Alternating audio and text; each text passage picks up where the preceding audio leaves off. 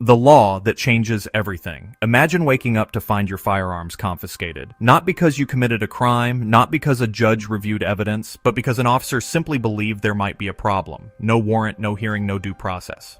In New York right now, that nightmare scenario is not theory, it is law. A major gun confiscation law has just taken effect instantly upon signature, giving police the power to seize firearms. And your carry permit based only on an accusation or suspicion in so-called family violence situations. No judge, no proof, no defense. This is not a red flag law, this is worse. If you are a gun owner in America, this matters to you because laws like this spread. Stay with me. I will break down what the law does, who it targets, why it is more dangerous than anything we have seen before, and what this means for your Second Amendment rights nationwide. Before we continue, subscribe to Survival Lawline and hit like to stay protected and informed. You deserve the truth, and we deliver it here. Chapter 1. What New York just did. Before this law, officers could seize guns only under specific circumstances. Now, confiscation is automatic based solely on an officer's judgment. No judge required, no warrant needed, and no hearing beforehand. Key points. Signed October 16th and activated immediately. Applies during police responses to alleged family violence situations. Officers must confiscate firearms and carry permits on suspicion alone. No court order or probable cause required. This flips the Constitution on its head. New York did not expand red flag law procedures, they bypassed them entirely. If this stands, the model can spread across the country and firearm ownership can shift from a right to a permission slip. Chapter 2. Not a red flag law, it is worse. People hear confiscation and assume red flag laws, but this is not that. Red flag laws, unconstitutional as they are, at least require a petition and a judge's approval. Here, police decide on the spot. Key points. Bypasses judicial oversight entirely. No affidavit or evidence review. Triggered by officer belief, not proof. Immediate seizure with no warning. Imagine a neighbor misunderstands a loud argument. A relative overreacts. A random caller reports a concern. Police arrive, and your rights vanish before you speak a word. That is the structure New York has just put in motion. Chapter 3. The dangerous definition of family violence. New York did not choose a precise legal term. They used a broad one that leaves huge room for interpretation. Family violence can mean a heated argument, a misunderstanding, or a neighbor thinking they heard something. This means law enforcement can act even when no physical harm occurred and no crime is committed, simply based on perception or confusion. Key points. The law uses vague language with no strict standard, no requirement for actual violence or threat. The caller does not need first-hand knowledge of events. Innocent household disputes can trigger firearm seizure. This is not targeted at violent criminals. It is aimed at ordinary households where emotions run high or misunderstandings happen. When the law expands definitions this wide, anyone can fall inside them without warning. Chapter 4. Police power without court oversight.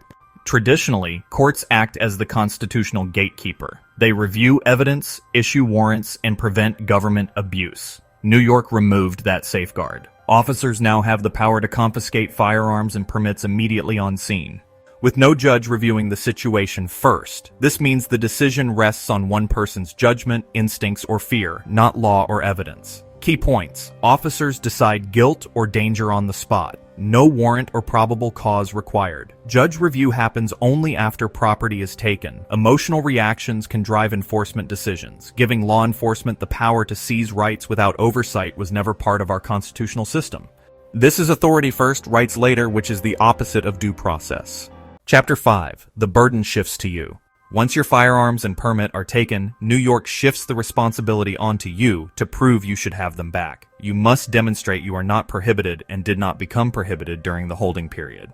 Instead of the government proving danger, the citizen must prove innocence. That is a historic reversal of constitutional principles. Key points. You are presumed dangerous after seizure. You must prove eligibility to regain rights. The government holds property without conviction. Innocent citizens face legal and emotional burdens. This system is designed to discourage ownership through fear and inconvenience. When rights require you to defend them constantly, they become privileges, not protections.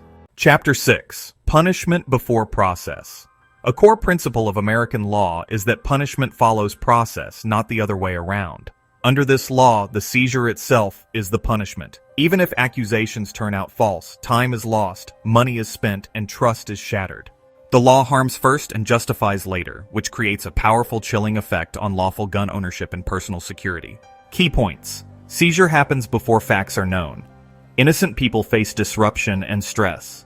Reputations and careers can be damaged. The process to reverse harm is slow and costly. A right that can be taken instantly but returned only after weeks or months is not a right, it is a permission granted by government convenience.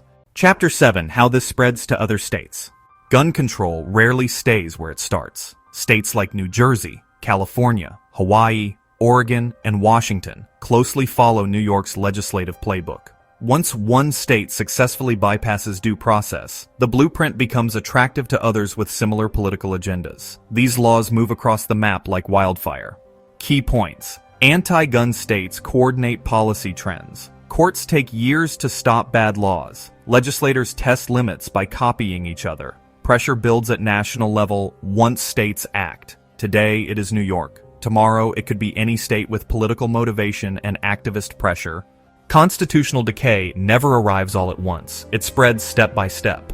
Chapter 8. Weaponization by false or malicious reports. Laws like this invite personal abuse. Angry partners, hostile neighbors, custody disputes, or petty arguments can now trigger rights removal. The mere threat of losing your firearms becomes a tool in personal conflict. False reports already plague law enforcement. This law adds a powerful incentive to use the system for revenge or control.